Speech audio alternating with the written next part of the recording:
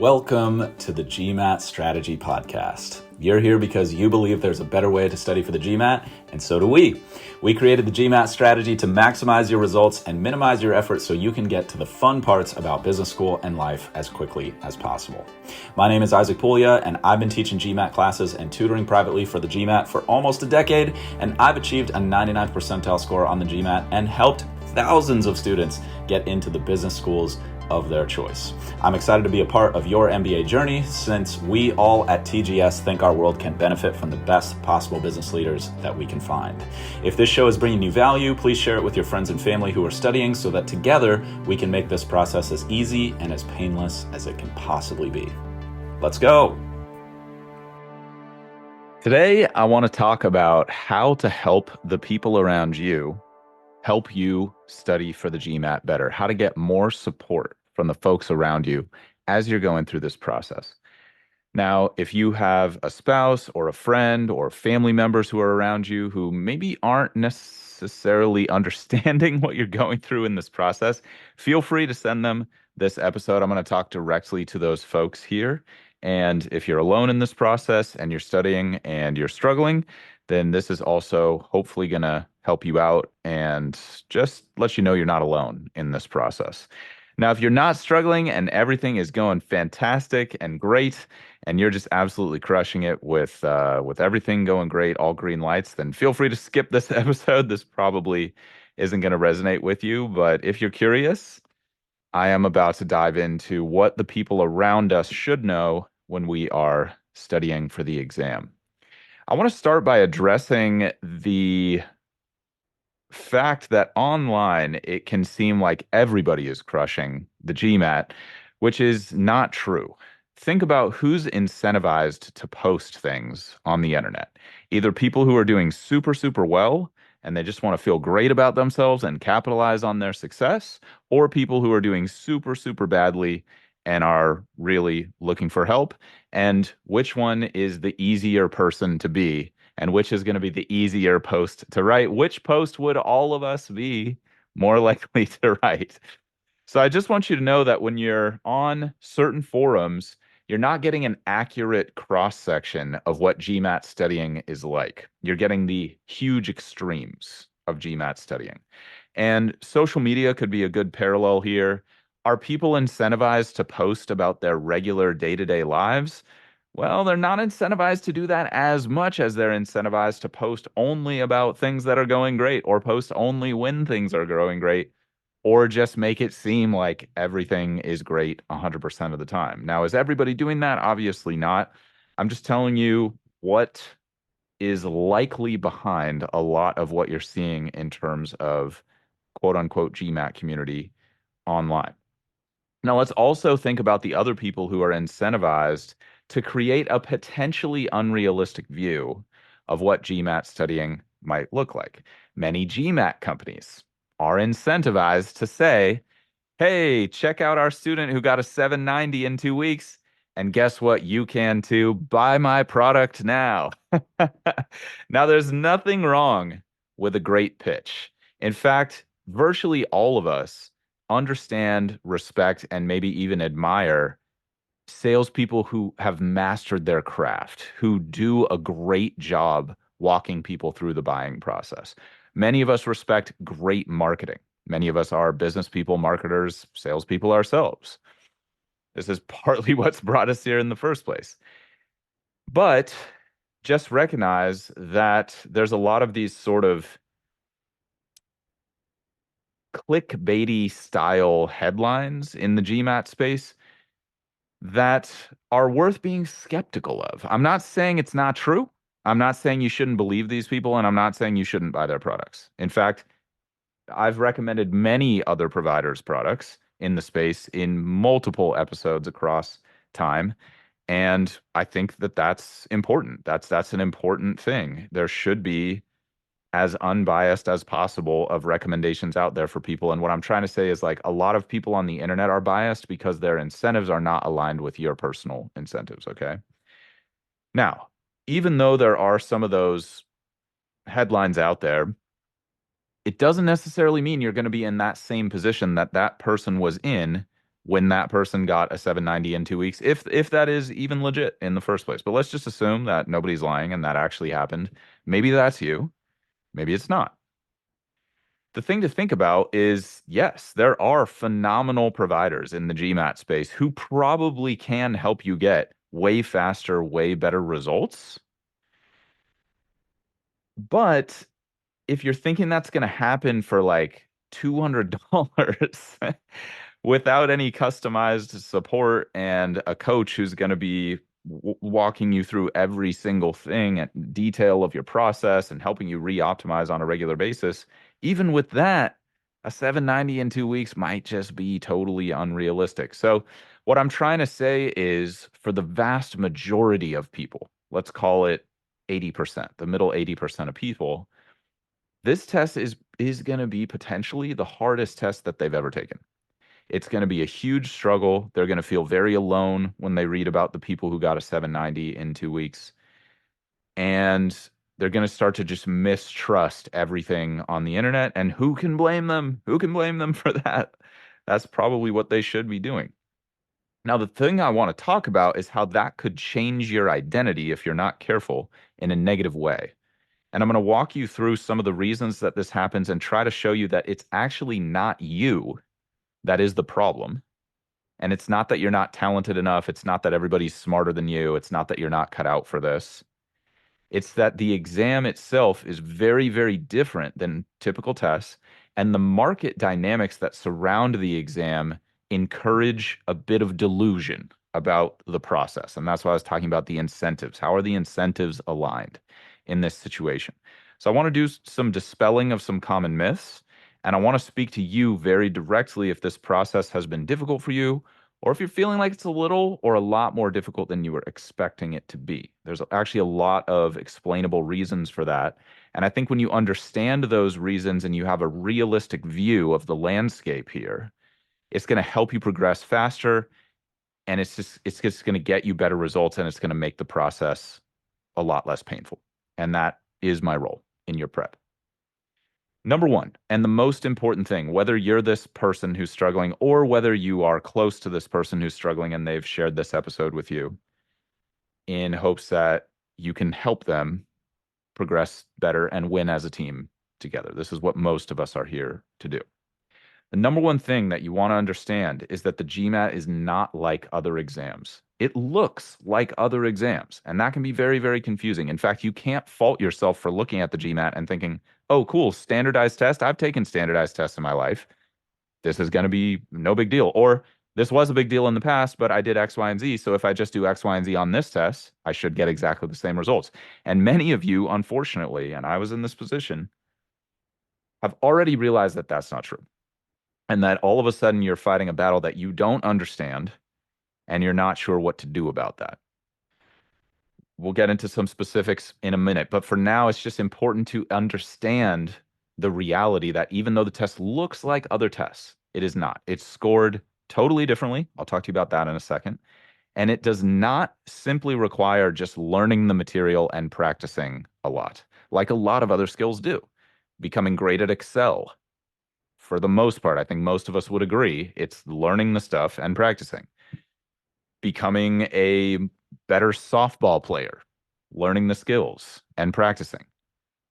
Becoming great at the SAT, learning the skills and practicing. All of a sudden, the GMAT is a totally different competitive landscape. So it requires a major psychological restructuring of how you take a test and also how you evaluate your progress in the process. And once you understand that, you will hopefully start to understand why this process is so challenging for so many people and so many people who have never struggled academically in the past or just struggled very little in the past. For example, most tests, if not all tests out there outside of the GMAT, are based on accuracy. How do you know you did well on your last college final exam? Well, you were right 90% of the time and wrong only 10% of the time. The GMAT is not based strictly on accuracy. In fact, many people are getting the exact same accuracy, yet wildly different scores. So, like 70% right and 30% wrong on your last college final exam might have put you into a depression for several weeks. Whereas on the GMAT, 70% right, 30% wrong could mean you're outscoring 98% of other people on the exam. Let me explain. The GMAT is going to score you and measure your performance based on the difficulty level of questions that you see, where in the section you get questions right or wrong. Are you getting them right or wrong at the beginning? Are you getting them right or wrong at the end? And a variety of other factors that GMAC, the people who write the GMAT, don't even share publicly. It's a proprietary algorithm that many people in the industry over many, many years have had to reverse engineer and conduct fairly extensive research projects to really understand and help people. So I don't want to make the test seem harder than it is. I just want to help you make the transition to thinking about it accurately so that you can start to make the gains that you want to see. All the effort in the world is probably not going to save you from trying to find a place in Chicago using a map of Detroit. Like that's just not going to go well. I think all of us can hopefully understand that. So what I'm trying to say is it's a surmountable process, but it's not as simple as it might appear on the surface. I think everyone should know this going into the test, both the people who are studying and the people around them, because people assume, well, if I just study, I'll do well. Like input equals output. If I'm putting in the hours, my score should be going up. I want to really re-emphasize this. This is super important if you've done extremely well on tests in the past and you're not doing well on the GMAT. I do want to acknowledge that some of you are going to study for 2 weeks and get a 790. That's awesome. Good for you. I want you to understand you have a gift. That is a huge talent that most people do not possess. The vast majority of people are not able to perform like that on the GMAT. And you can do what you want with that gift. And the process is going to be easier for you in that regard. There may be other challenges that you personally are facing in the process or downstream, either in MBA programs or after. Or maybe you're going to cruise through your career and that's not going to be a pain point for you in your life. Again, that's not most people. That's probably 0.1 to 0.01% of the GMAT population, if that. You also might be someone who's relatively talented, or maybe you've struggled with standardized tests in the past, even though you're a great student and you're very intelligent. And maybe you're around a lot of people at work who either aren't being honest with you, it's possible, or they're just those super talented people, and you might start to get a distorted view of what the GMAT community looks like just because you happen to be around a bunch of superstars when it comes to standardized tests. So for, let's call it 90% of people conservatively, the test is going to feel way different than you think it's going to feel, even after a lot of studying. Your hours put in are not probably linearly going to track to the score like you're used to seeing, like maybe in the gym or as an athlete. You're like, okay, I put in the time, I improved.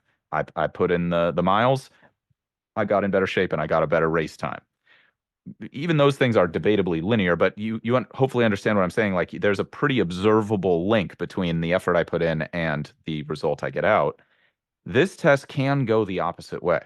You might be putting in all the hours, all the effort, being super diligent with your study time, and you might see your score go down. That happened to me. I'll share my story, a little bit of my story in a sec. In fact, let's jump into that right now, just to make this point. I'm not sharing this for any other reason other than I think it's going to help you. So I was a very talented student in high school. I also worked extremely hard and I was very organized and very motivated. I got offers to go to several Ivy League schools for undergraduate. I ended up going to state schools. It was a purely financial decision. And I got into UC Berkeley's engineering program, which is extremely competitive. It's actually much more difficult and selective to get into than the regular UC Berkeley program. And basically, along with Stanford, is like the gateway to these Silicon Valley jobs, the Apples, the Googles, the Facebooks. You got kids basically coming out of college making $330,000 a year maintaining the PayPal code base. You know, it's a very interesting slice of humanity, okay? So I had a 4.3 GPA in high school, honors, captain of sports team, like that stuff. Never struggled with a test. Once actually, when I was in middle school, I went to like an alternative elementary school where it wasn't like the sort of standardized curriculum. And then when I went to a public middle school, I had never taken a test for a grade. So I got a C plus on my first test. Fortunately, I had an amazing teacher. She walked me through like, okay, this is how grades work, young man. You're in a different world now. And then from that point forward, I mean, I don't even know if I ever got anything less than a B plus. And even that was pretty rare.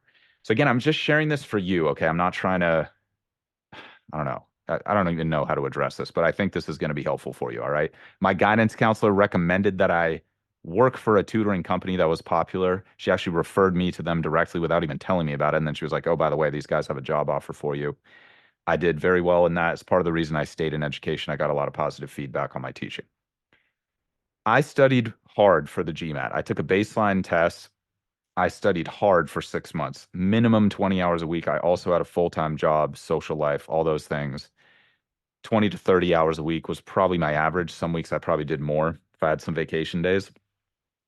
After 6 months of that, going through every question in the official guide, a third-party prep provider's entire curriculum, start to finish, all the notes, all the practice problems, all the flashcards, my score went down 10 points after all that.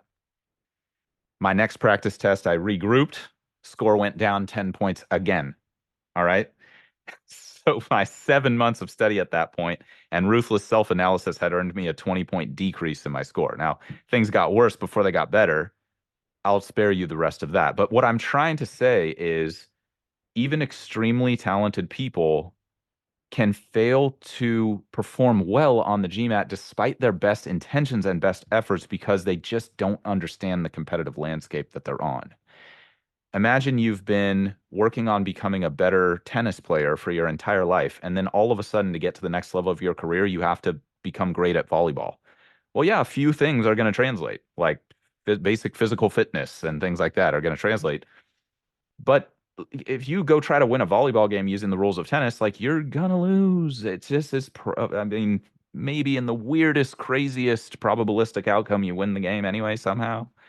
Sure, we could come up with all the edge cases, but let's be honest, like that is crazy. It's crazy to try to do that. But that is what is happening to a lot of people when they're studying for the GMAT without knowing it. Obviously, you wouldn't do that consciously, but you might be doing it unconsciously. And I want to help shed light on that for you today. So, what should you do if this is you in this situation, or if this is happening to a loved one of yours, or someone you share your house with, or a friend? Someone is studying for the GMAT and you found this, or they shared it with you. What can you do? Number one, recognize that they are struggling. Okay. They may have never struggled with something like this up until this point. So it's going to be a big challenge for them. And they might have a lot of their identity attached to doing well academically. That was definitely the case for me. Like I had in some ways like a total realignment of my identity. Like, wait, am I just not the person I thought I was? Was all of this a sham leading up to this point?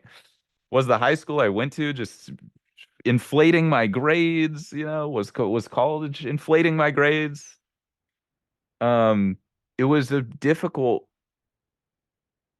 time. So that's the mindset. The tactics are learning to be a better listener can be really valuable for other people going through this process. Now, this is a huge and deep topic. There's probably like a million seminars on this, but I'll give you the nuts and bolts of what I've found to be most useful. And most of the time, when people are talking to you about the challenges they're facing with the GMAT or how they're struggling or maybe how they're working hard, but they're not seeing the results they want, they're just trying to get the feelings out. And they're probably not looking for your advice. Now, I might be wrong about this, but usually they're not. Usually they just want to be heard. They want to process the emotions with another human being and just feel understood. So if you're not sure, if someone's venting to you about the GMAT and you're not sure how to respond, you can just ask, well, do you just want me to listen or are you looking for advice? Like you can just straight up ask people that. Most people are going to tell you, honestly, I'd really just love you to hear me out on this.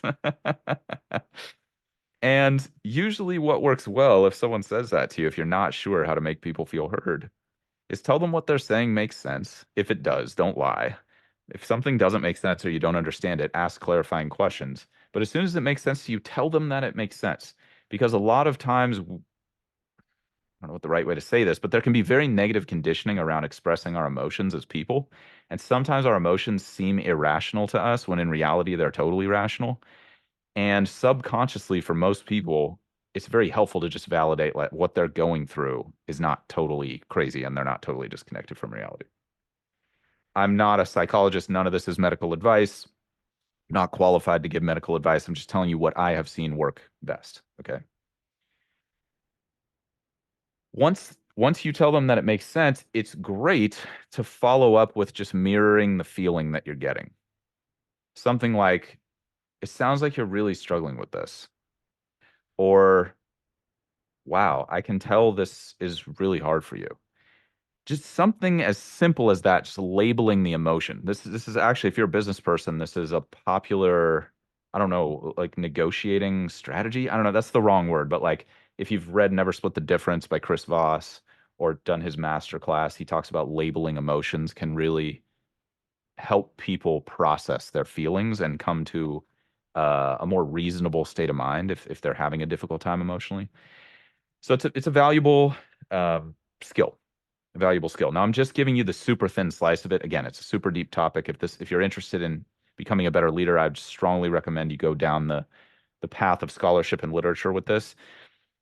But that's kind of the basics, nuts and bolts. You can get going and deploy that today, kind of thing. That'll help a lot. And the people studying for the GMAT are people around you who are struggling with a difficult time in their life. Generally, will appreciate that as long as it's done from a place of sincerity. It's not going to work if you're using it like just a tactic and you're not actually like listening to the person and hearing and empathizing with them. If you're just doing it like a robot, it's probably not going to go over well. So instead, better to just say nothing at all. Or you can stick with the got it or that makes sense. Okay, so that's step number one if you want to support your peeps who are studying for the GMAT. Second, unfortunately, you probably won't be able to give very good advice to the person because all of your study experience is going to be with different kinds of exams that are based on accuracy. So my strongest advice is avoid saying like, well, when I was studying for the CFA or when I did my certification for blank, because unfortunately, it is not relevant.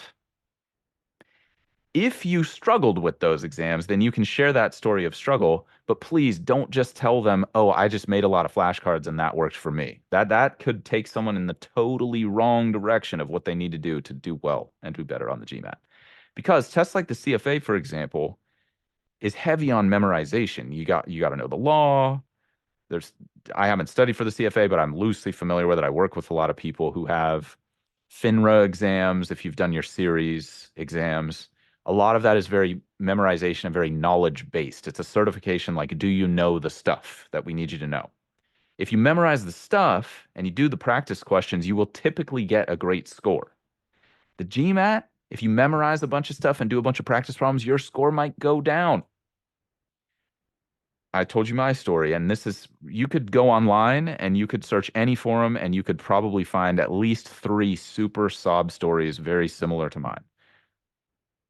I came out of it, I figured it out. This is why I'm here, helping folks who might be in this situation. I did very, very well eventually. You can too, but it might require a major strategic shift, and it might take longer than the as advertised pace out there by some providers. Just saying. Okay.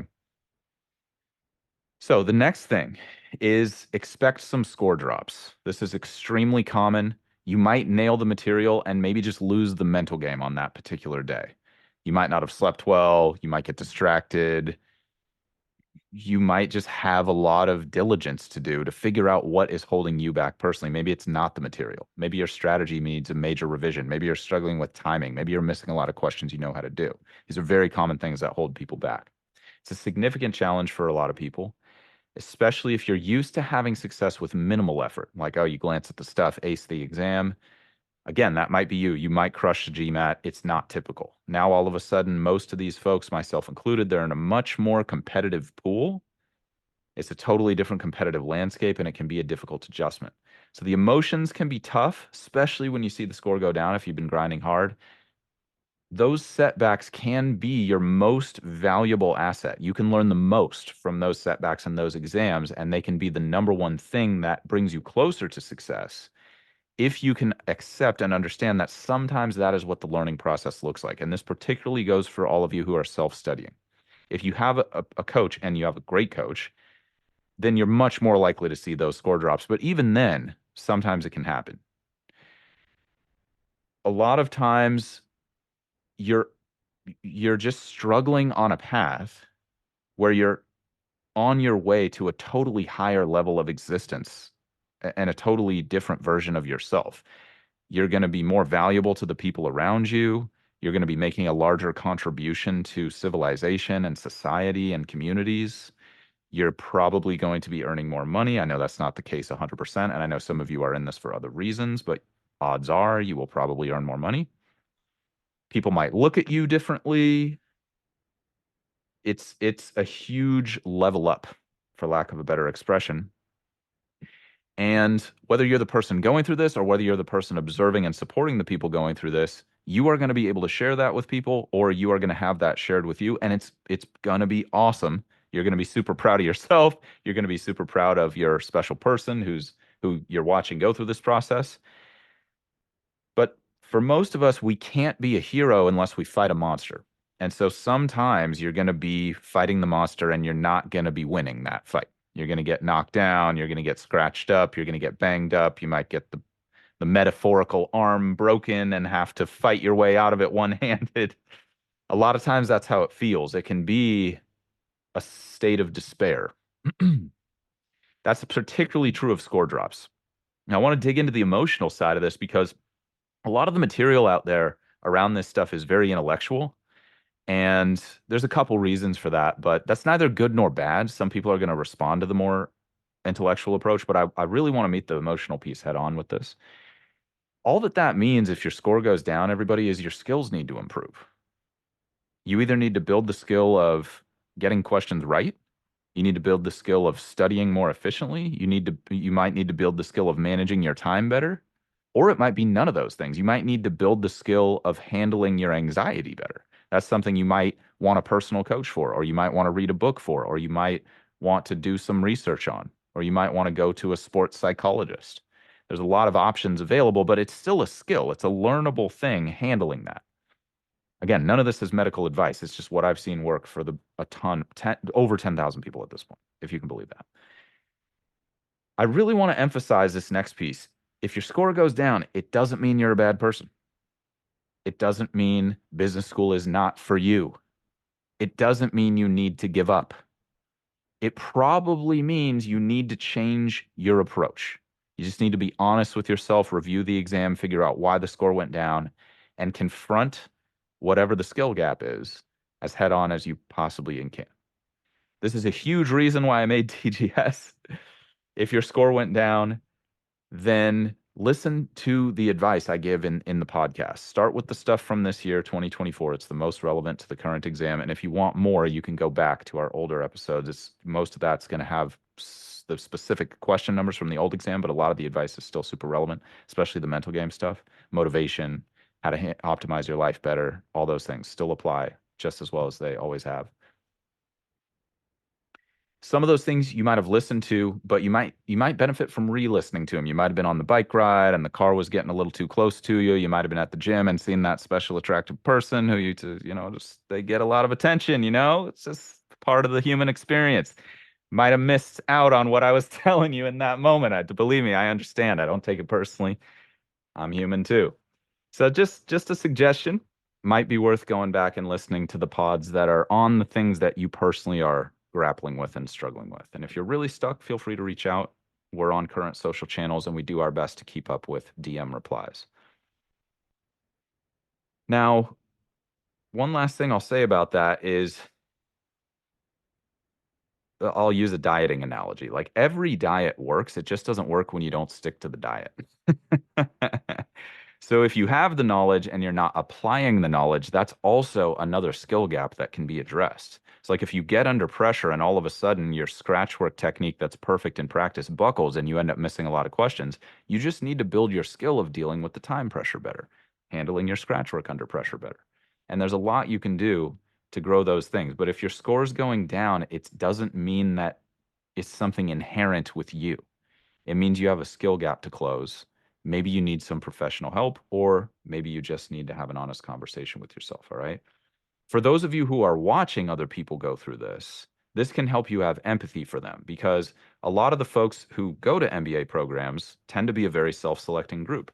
They are achievers. A lot of their self worth is based on their achievements, positive feedback, recognition. None of this is good or bad, everybody. This is just part of being human. And there's different people respond to different things. A lot of us are the type A achiever. We've gotten a lot of recognition, a lot of reward. We might conflate being loved and worthy with the number on the computer screen when we finish the GMAT practice test. I just want you to know you're not alone in that, if that's you. And if that's not you, that's cool too. But that's very, very common. And if you're watching someone go through this, it's helpful to know that like they feel like their sense of self is collapsing. Even if they're aware of what I'm talking about, that it's a skill gap, you might see some people go through some stuff and you might see a side of them that's just difficult and vulnerable, especially if you're a significant other of someone studying for this. And just understanding that can help you just be in the struggle with them because what's happening there is their old self is getting broken down a little bit and it's making way for the new self. Um, I guess I'll just address this since I'm on the topic.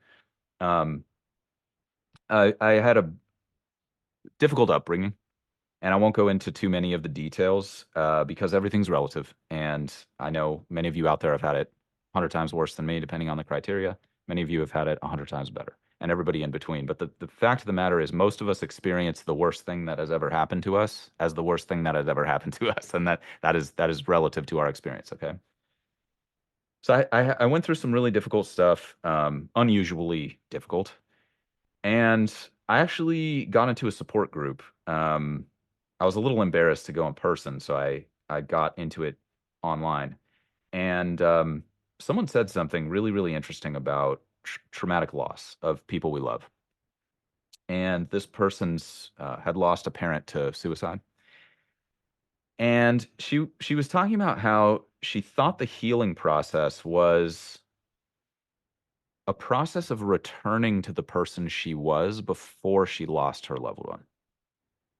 And what she ultimately realized is that was impossible. She was never going to go back to the person she was before that happened. There was just no way. What she realized instead is that the healing process is a process of progressing from where you are and integrating that event into your life going forward and accepting that you now are this different version of you. Many of the parts of you are the same, but some parts of you are irrevocably changed and you're not going back to that person you were before. And that's okay because if you're listening to this, you're probably an adult and you probably have agency in choosing what kind of qualities you want to develop, what kind of skills you want to develop, how you want to treat other people, what kind of books you read, etc. And I'm again, none of this is medical or psychiatric advice. Definitely seek the advice of a professional if you're in a difficult situation. Again, just sharing what I've seen work for the most number of people. Some of you are going through that breaking down process, admittedly, not to the extent that if you lost a parent or a loved one, but it might feel that uh, unsettling or similarly unsettling, especially if you've had traumatic loss in the past, because new grief can trigger old grief. And all of a sudden, it can feel like the world is crashing in on you, when in reality, you're just studying for a difficult standardized test. And a lot of people are struggling, which makes sense. So, one thing you can do, whether you're in the situation or outside the situation, is just understand that it's a transformation. And that actually could theoretically be a good thing if it's managed properly. And that's why I'm making this episode for you. Because if it's judged or if it's criticized or if it's shut down, then it can lead to this sort of internalized shame. And that can be very counterproductive. And ideally, we don't want that. That's going to make studying and progressing a lot harder. And it just inhibits the healing process. Whereas if everybody in the situation accepts, like, okay, this is a really tough thing you're going through, this is going to make you better. You might be having to let go of some things that you've held on to for a long time, and you're making room in your psyche and in yourself for new skills, new ways of thinking, being more empathetic, understanding struggle and what it takes to be successful better. All of those things can be great things. They might not feel great as you're going through them. One of my coaches always says, Isaac, this is what hard feels like. And you know what? It's helpful. It's helpful because realistically, I don't expect most of my ambitions to be easy. I expect them to be maybe impossible. Some of the things that I want to see happen in the world might honestly not be possible, everybody.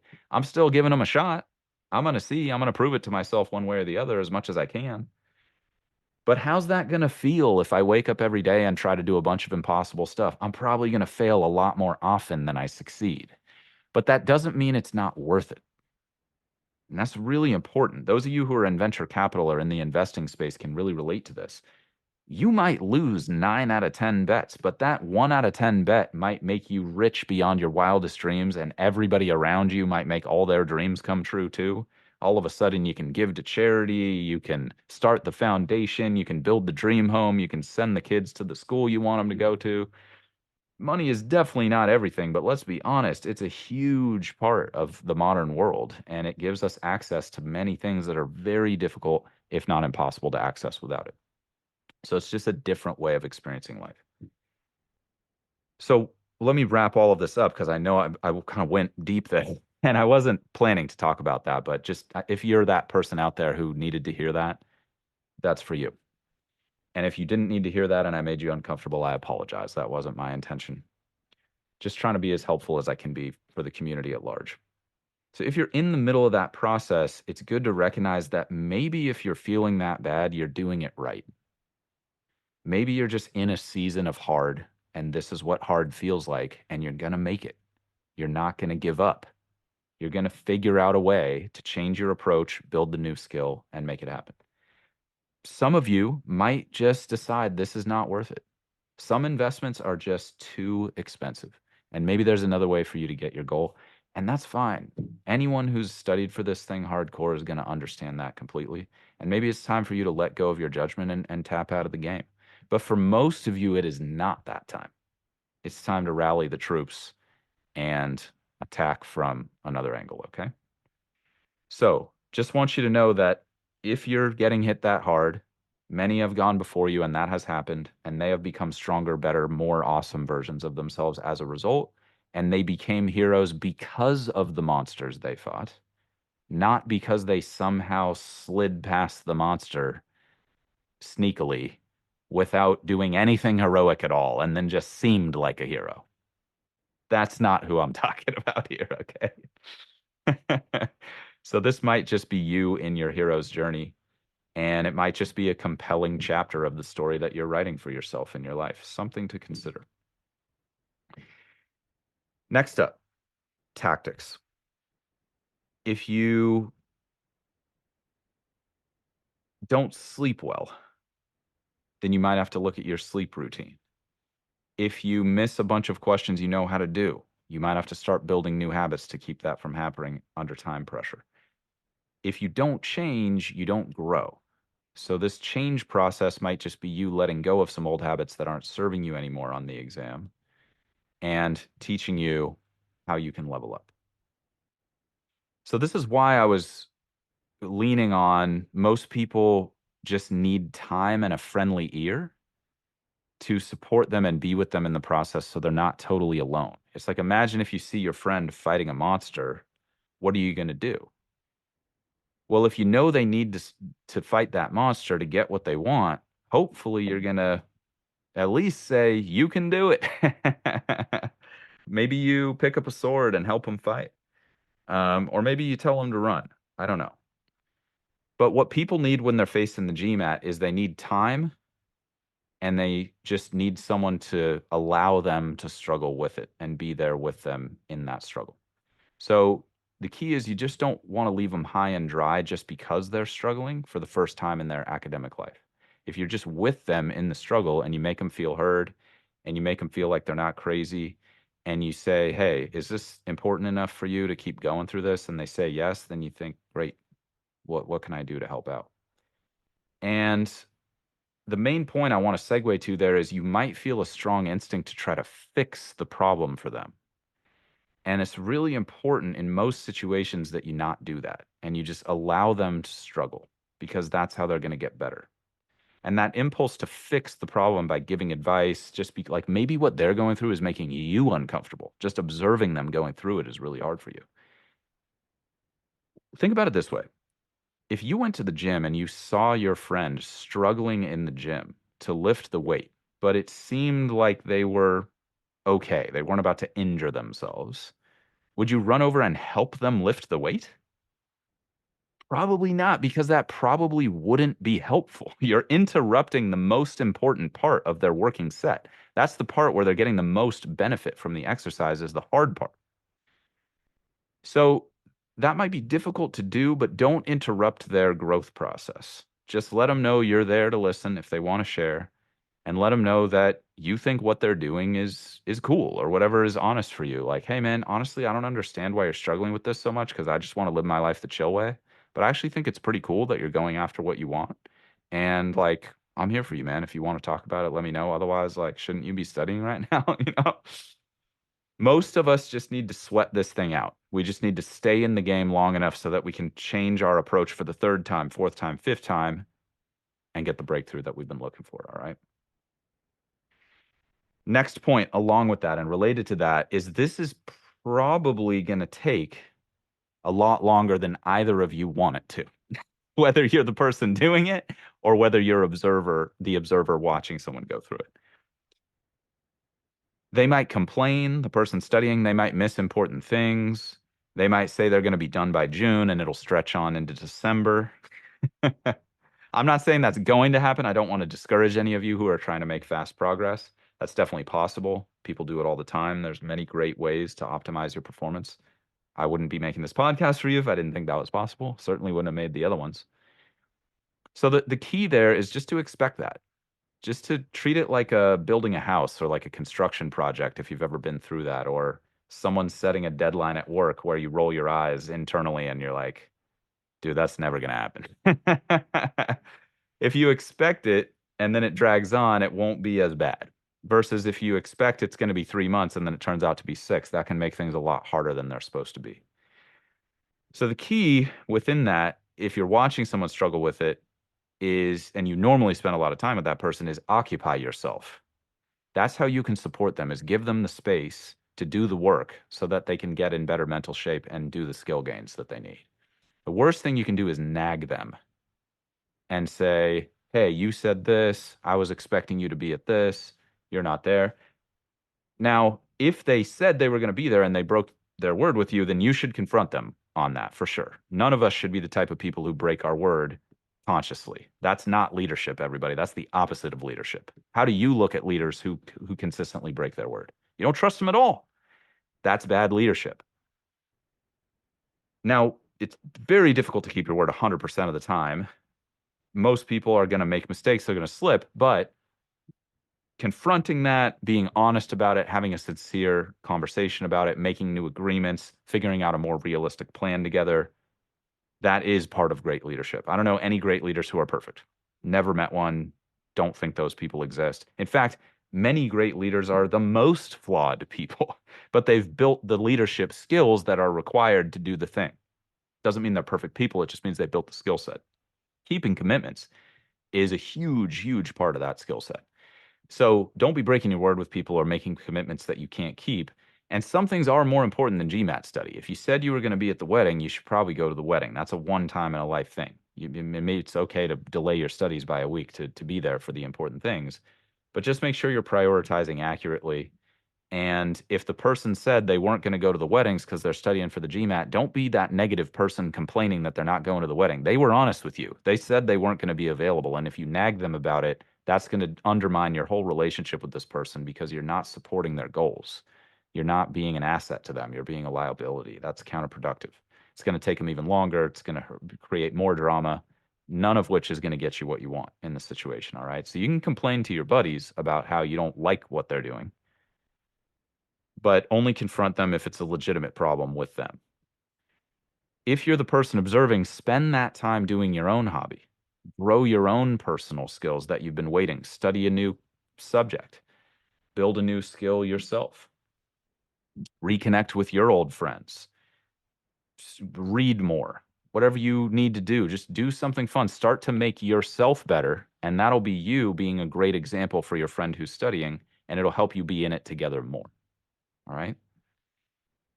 Now, if you have a very close relationship, make sure that you cut out the time and pre-commit in a time that works for both of you where you can shut everything off and connect. That's really, really important. And hopefully that goes without saying, but just in case, it's a friendly reminder from me to you. Now, your special person, whether they're the one studying or they're the one supporting, they will be back and available. They will. All difficult things will eventually come to an end, but it might be a little bit longer than you want it to be. And setting realistic expectations there can be really helpful. Now, I just went through a lot of difficulties. I really want to be clear and I really want to emphasize this as we start to wrap. This challenge is overcomable. Let me give you the real.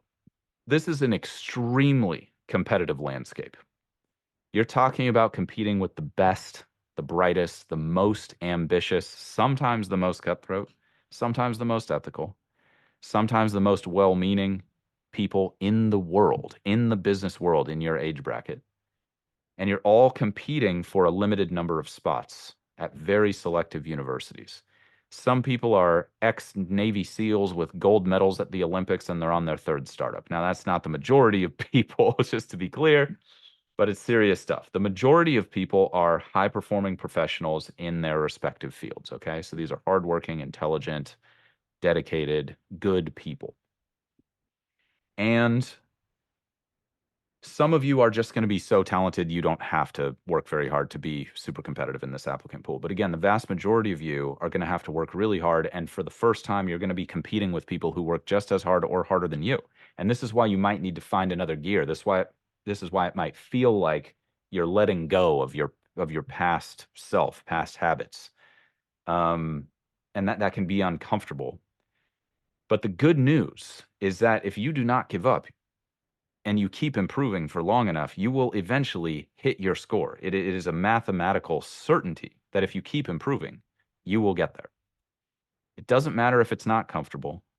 It doesn't matter that you wish it was going faster. Those are all very reasonable desires. I would love for becoming a multi-billionaire and ending world poverty to be easy and stress-free. Like, that sounds great. Sign me up for that. I will be an early adopter for that product. In the meantime, people have been trying to do that stuff and failing at it for a long, long time, probably before recorded history. And so it's unreasonable for me to expect that. It's a totally reasonable thing for me to desire that it be easy. That's a very reasonable desire. Hence, talking about the emotional side of things. It's a very unreasonable expectation. You don't want to let that emotional desire become your expectation. That is going to create a ton of friction for you with all goal achievement. If you're expecting these huge goals that you want to make happen to be easy, that's going to make things 100 times harder than they need to be. If you expect it to be challenged, if you expect setbacks, if you expect other things to come up out of the blue, like you get promoted at work or you got to fly back east for an important personal event, if you expect that stuff, then you're like, it's not going to even be a setback. It's just going to be normal. But if you're expecting it to be smooth sailing and then even one tiny thing goes wrong, you can totally like drive yourself nuts. So what's important is not the cost, not what it's going to cost you to do it. What's important is whether it's worth it to you. That's how you gauge all investments. All investments are a function of the return. Obviously, the cost factors into that. But even the most expensive investment, if it fits my criteria and it gives me the return I want, now I'm irrational to not do it, if that makes sense. Obviously, there's limits to this, but just speaking in just kind of, I guess, realistic terms. So here's the thing that you want to look at. You want to ask yourself, is this important to me? And am I getting out competed? Is someone else out there just being more persistent than I am? Are they optimizing their plan more often than I am? Are they engaging with the right resources and blocking out the wrong resources more than I am? Are they more focused than I am? Are they more disciplined than I am? Are they better under pressure than I am? All of those things are not meant to mean you're worse than that person or you're like a lesser being. It's not that at all. It's there to help you identify the skill gaps that if you just closed, you could be 10 times better than that person. That smug person who's like, "Oh, I got a 780 in 2 weeks." And they're like, "You're still studying for that thing?" You can you can beat them if that's important to you. I don't know if it's important to you, but you can. You might have to work 100 times harder than they are, and maybe 100 times harder than you're working right now. Or you might have to just sustain that over a longer period of time. But it is possible. And if others are willing to put 3 years into this to get their score, just maybe check the ego a little bit. Just say, okay, I'm in a very competitive pool. This is an elite group of people, and they might be more skilled than I am right now. And I might have to put in the time and make a bigger commitment and really invest more in this process, if I'm honest with myself. Maybe I've been just wishing that this was going to be easy or expecting it to be easy because it looks like any other test. Maybe I'm about to accept it's totally different and maybe I need some help, but it's worth it to me. I really do want this. This is important. This is a dream for me. And I'm not going to feel as good if I just let it go and just admit that I'm willing to be outcompeted by these other people. This might be one of your biggest accomplishments in the making. This might be the thing that helps you solidify what's been missing for you professionally for a long time. And it could be the foundation for you having the career that you want. Can you really put a price tag on that? I mean, what's a year of studying for this thing for the next 70 years to be incredible or just better? Better for you, better for the people around you. Now, it's not my job to sell you on the MBA. If you're here and you're still listening to this, you're already sold. You already understand the upside, but maybe you haven't dug into that enough. Maybe you need to do some math on the upside. Maybe you need to dig into the specifics of what the return is on this. Maybe you need to get more specific with the vision that you're chasing through this. Maybe it's deeper than just wanting an MBA. Maybe you even need to write down the reasons why you want it to get that extra level of energy to continue. But what I want you to realize is if your plan isn't working, it just means you have the wrong plan, everybody. I'm going to say that again. If your plan isn't working, it means you have the wrong plan. Now, that assumes you're executing. We already went over that. If you're having trouble executing the plan, if you're not executing the plan, then you're the problem. Go back to the discipline episode from a few weeks back and hammer that stuff. That's really important. If you're not executing the plan, then you're the problem. But if you're executing the plan and the plan's not working, it just means you have the wrong plan. Again, you're not a bad person. You don't suck. You're not worthless to society. You're not going to get excommunicated from the tribe or your family. Everybody gets it. They've probably done really hard stuff too. And odds are, I hate to say it, they probably gave up. And you can be an example to them of what not giving up looks like. And that is extremely powerful. Doing amazing things is not normal because the process of doing amazing things usually doesn't feel good. It usually doesn't feel good. Just stick to your diet. It usually doesn't feel good to wake up at exactly the same time every single day. The results of that might feel good. It might make you feel like a strong human to do it. But naturally, that stuff isn't designed to feel good because our bodies were designed to survive, conserve calories, eat as much as possible when the food is in front of us because we might be going through a period of famine. I mean, this is thousands and thousands and thousands of years, probably way more than that. I'm sorry, I'm not an expert in the timescale piece of it. But that's deep programming in your body, and many times you're overriding that programming. That's called resistance. It's very, very natural to feel resistance if you're trying to go above and beyond, if you're trying to be exceptional. Exceptional by definition is not normal. Normal is people do what feels good. That's the most intuitive thing. And if getting a killer GMAT score and going to Harvard Business School felt good to everybody, everybody would be doing that instead of constantly overeating, spending all their money, etc. Okay. Obviously, those are extreme examples, but you get the idea. Those things feel great. overindulging, overeating, like pleasure. All that stuff feels good. We're hardwired to seek pleasure, avoid pain. That's why so few people, I mean, honestly, how many people do you meet where you're like, wow, this person's in great shape, seems like they are super well read, and like really seems like someone who could tell me how to be more successful. Like, I mean, it's very unusual. Now, if you're running in elite circles, you're probably seeing it a lot more often than quote unquote normal people do. And a lot of you are in those situations, and that's awesome. You can use that as a positive pressure, positive motivation to level up. But at large, the human population at large, how many people have a top five MBA? Like if we really busted out the pie chart, everybody, and we put the real numbers into the Excel, how thin is the slice of the top MBA graduates versus all of humanity on planet Earth? I mean, it might even be invisible, depending on how far you're zoomed out, right? Just let that sink in. It's very unusual. And you can do it. You can join that group if this is important enough to you. But again, you might have to accept that it might be harder than you want it to be. And you might have to accept that your plan is not the right plan and you might have to switch gears. That can be a disappointment. You might feel like you wasted a bunch of time. It's not wasted.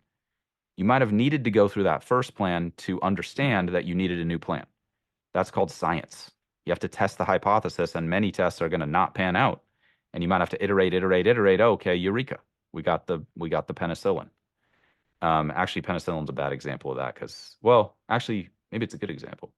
Anyway, the way that they discovered how to do kidney transplants, don't ask me how I know this, the history of this scientific discovery, is they were trying to figure out what were they trying to? They were trying to do this study on mice, and they realized when they put the kidneys in the other mice, it just accidentally like ended up working out in this crazy biological way. And that thing that made kidney transplants possible seemed like blind luck, but the scientists had done these experiments 500 times before they kind of quote unquote stumbled upon that thing. Now that's not what you want to do with your GMAT prep. You don't want to just be randomly trying stuff. But the idea is like that is you doing science. It's trying the plan A, realizing, okay, that's not taking me where I want to go. I got to pivot. Sometimes that's you being an intelligent, wise, awesome person. It doesn't mean you're a failure, okay? Some of you may have never had to execute that pivot. That's why I'm making this episode for you. It's a brand new experience being like, whoa, I don't know what I'm doing. I need help. Wait, I need to ask for help? That's super uncomfortable. You're used to being able to just do it all on your own. Not that I would know what that's like at all. Uh, but anyway, I feel that maybe I'm going a little too long on this, but I'm trying to come from the heart here. As if you've listened to a lot of my stuff, I typically uh, am operating from a more like structured intellectual place. But hopefully you can feel my commitment to your success in every episode. That is important to me. But I'm sorry if I got a little sidetracked on this. I'm just trying to really, really get under the surface here today. If you want to be in shape intellectually, it's a constant discipline. And the sooner you accept that, the easier it's going to be because you can let go of the judgment that it's difficult and just be excited that it's difficult. That means it's working. It's like a difficult workout. With the right program and the right diligence, you can definitely get your goal score, but try to let go of the expectation that it's going to happen in X time or that it's going to feel awesome. Unless you're a hardcore nerd. Some of you, you're going to breeze through this. It is going to be awesome. You look forward to studying. You look forward to the discipline. You picked the right plan from the beginning. Scores going up. That's awesome. That is so awesome. Please keep going. Don't change. This is for folks who might be struggling or who might hit that point of struggle down the line, or they want other people around them to understand what it's like and what they're going through, and they're having a hard time getting through. Sometimes you're going to be up, sometimes you're going to be down. That's definitely just part of the human experience. You might not be as available as you want to be for social things. You might not be the most active person in your social group for the next few months while you're doing this. The key is to realize that a lot of times the greatest challenges yield the greatest rewards, and that you or the person you care about who is going through this is walking through the fire and is going to come out the other side stronger as long as they don't give up. This period of potential unhappiness might be difficult for you to watch, like I said, and it can be a challenge to go through these things alone and or together. But understand that this is the thing that is probably going to make them the happiest in their life, and it might require a bigger investment than they wanted it to be from the beginning. The people who engage with this process are generally people who crave growth and achievement more than many other things. And they're going to share all the beautiful things about that success that they will inevitably achieve because they're the type of people who just won't take no for an answer. Bless your hearts out there, everybody. You're in this together, you're a team, you're still a team, but you might just be really different people. You might be looking at life differently. And back to the 7 Habits of Highly Effective People, which I just feel is such an important book. If you haven't read it, everybody, valuing those differences is part of what makes us stronger as teams. I feel there's like many kumbaya moments in this episode, everybody. I'm sorry if it's like cringe. It's not my intention, but hopefully at least some of it's landing. It's a significant investment. It'll definitely pay off, but it might not be fun in the meantime. So again, think about it like going on a diet. When you're dieting, it's not going to feel good to be hungry for most people. That's unusual. You might be happy you're doing it. You might be proud of yourself, but physically, it's probably going to be an uncomfortable sensation. And you might want to eat sometimes and you might not. Are the results worth it? Well, again, that's up to you. But people who stick to the diet get the result. If you stick to the plan, and you recognize if your plan's not working and find a new plan and then the next plan and then the next plan and you faithfully execute on that plan, eventually you will find the right thing. That's what I did. It's possible for you. And yeah, I had to go through a lot of failures before I eventually did it, but I didn't give up. If you want to be supportive, then you want to ask them how it's going, but you want to recognize as the main thing that they need is time, energy, and fewer distractions on their path to GMAT success. And for hopefully you to handle some more of the day-to-day logistics as much as is fair and possible for you so that they can improve as much as possible. That can be really helpful. That can come in many forms.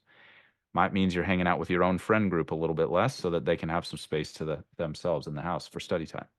Might mean it takes twice as long as you think it will. Might mean that they're a little cranky sometimes or you're a little cranky sometimes. That's totally natural. It's totally fine. Not a problem. Just got to address it head on, communicate about it, take responsibility for your feelings. None of this has anything to do with you and how important you are to them. In fact, it might be the opposite. They might be pushing themselves so they can be there for you more in the future. And that's an investment. It might hurt in the short term, but pay off in the long term. If they want to talk about it with you, listen to them. Listen to them talk about the test and studying. But don't be afraid to also bring up other topics that you can discuss together that are not related to the exam so that their downtime with you is truly away from the test. Once they've kind of like got it out of their system, don't be afraid to be like, so what else is new? If you have questions about any of this, feel free to reach out anytime. We're at the GMAT strategy on current social channels, and we support future leaders. If you are the type of person who's willing to invest energy into becoming a great leader of the future, or you're the type of person who's around people who are doing that, we want to be on your team and support you as much as we possibly can. If you have questions, we definitely have answers and resources for you, whether you're someone studying for the GMAT or whether you're watching someone study for the GMAT and you don't know what to do or I didn't address your specific situation in the app, feel free to shoot us a DM and we will absolutely get back to you as soon as we can. One final thing, not the final thing. The ability to ask for help is critical as we move forward together. And the culture that we create together as a nation or as a human species, however you prefer to identify, matters. That culture matters. And culture is transferred from seeing examples of that culture embodied. The example we set for other people matters. So if we reach out for help more intelligently and productively, then the people who see us will be more inclined to do that. We don't need to be perfect to be great leaders. I already talked about that. But we should want to keep improving. Constant and never-ending improvement, I think, is very important, very valuable thing to cultivate. And imagine a world where everyone is getting better. I think that's pretty cool. And just final parting thought for real. Yeah, I've been digging into the history of civilization, and I'm going all the way back to like ancient Mesopotamia and sort of the birth of what we can observe as civilization. And it's crazy to think that while we're 6,000 years into this thing, we're probably still barely just scratching the surface of what civilization's going to be. Like the humanity and civilization is probably going to continue for a lot longer than 5,000 years. So we're actually in a pivotal place where we can shape the future of what this whole thing looks like. If you don't believe me, Watch that famous Steve Jobs interview. I think it's from the 90s, where he talks about how the world is just made up of ideas of people who are no more intelligent than you are. And a lot of that is true. And we have the ability to shape it. And if you're considering becoming a high level leader, you are going to have huge opportunities to be a role model for how you want people to treat each other, how you want the world to look, and how you want this whole thing called human life to go. And maybe what you're going through right now is an important chapter in that process. And if you're that type of person who's willing to endure a lot of the difficult things along that path, I want you to know you're not alone. And this is a huge reason I'm making these episodes for you, and that I want to help you out. Okay. As always, my greatest hope is that this material will make your studies as easy and as painless as they can possibly be. If you want more tips and strategies for optimizing your performance on the GMAT, head to our website, thegmatstrategy.com, and check out our free video on how to achieve your dream GMAT score in half the normal time. In the meantime, this is a weekly show, so please subscribe. And as always, stay positive and stay consistent with your studies. I'll talk to you all soon.